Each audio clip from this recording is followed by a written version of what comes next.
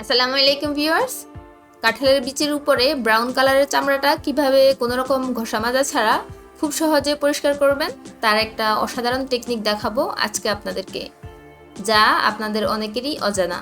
অবশ্যই ভিডিওটা শুরু থেকে শেষ পর্যন্ত মনোযোগ সহকারে দেখতে হবে। চলুন কিচেনে যাই আর কাজ শুরু করি। এখানে আমি 500 গ্রাম কাঁঠালের বিচি নিয়েছি। এখন কাঁঠালের বিচির যে অংশ দিয়ে অঙ্কুর বের হয় সেই জায়গাটা ছুরি দিয়ে কেটে নিব। এতে করে উপরের খোসাটা ছাড়াতে খুব সহজ হয়।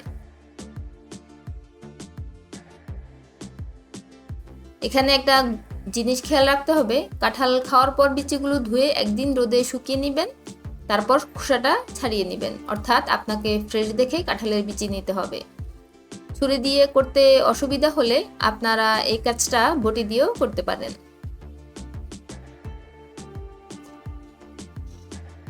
এভাবে আমি সবগুলো কাঁঠালের বিচির খোসা ছাড়িয়ে নিব।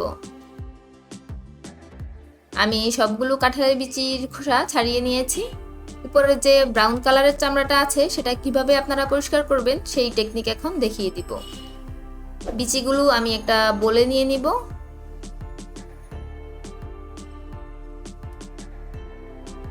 বিচিগুলো পানির নিচে ডুবে থাকা পর্যন্ত গরম পানি দিয়ে দিলাম। হাত দিয়ে বিচিগুলো ভালো করে পানিতে ডুবিয়ে দিব। এখন এখানে দিচ্ছি 1 চা চামচ বেকিং সোডা আর দিচ্ছি 1 টেবিল চামচ ভিনেগার। স্প্যাচুলা দিয়ে বেকিং সোডা আর ভিনেগার বিচির সাথে মিশিয়ে নিব। বাটিটা একটা প্লেট দিয়ে ঢেকে আধা ঘন্টার জন্য রেখে দিব। আধা ঘন্টা পর ফিরে আসলাম। প্লেটটা সরিয়ে সবকিছু চামচ দিয়ে মিশিয়ে নিচ্ছি। বাটিটা সাইডে রেখে একটা প্লাস্টিকের বোতল নিয়েছি।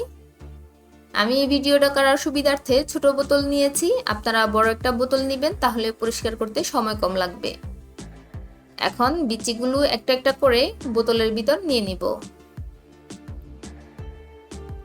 এখানে একটা গুরুত্বপূর্ণ টিপ হলো, বোতলের অর্ধেক পর্যন্ত বিচি থাকবে আর বাকি অর্ধেক ফাঁকা রাখতে হবে। এই পানিগুলো থেকে 2-3 চামচ পানি বোতলের মধ্যে দিয়ে দিব। এখন খুব ভালো করে বোতলের ঢাকনাটা লাগিয়ে দিব।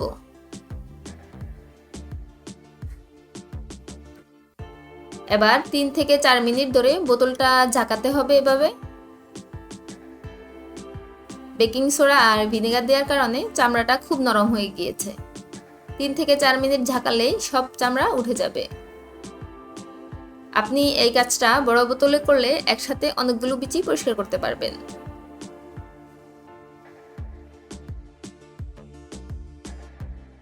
তিন থেকে 4 মিনিট পর আমি বোতলের ঢাকনাটা খুলে নিয়েছি। আমি এখন বিচিগুলো একটা বোলে ঢেলে দেখাবো। যেহেতু বোতলের মুখটা ছোট, তাই বিচিগুলো বের হতে একটু সময় লাগছে।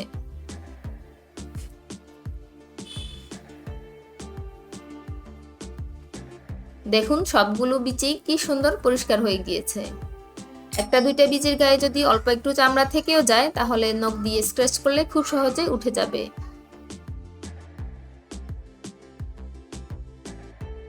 আমি এখন বিচিগুলো পরিষ্কার পানি দিয়ে ধুয়ে নিয়ে এসে আপনাদেরকে দেখাচ্ছি।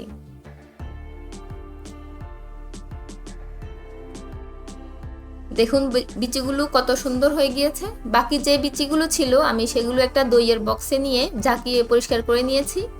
আপনাদের হাতের কাছে এ ধরনের বক্স থাকলে সেটা দিয়েও পরিষ্কার করতে পারেন। এখন এই বিচিগুলো আমি ধুয়ে নিয়ে আসব।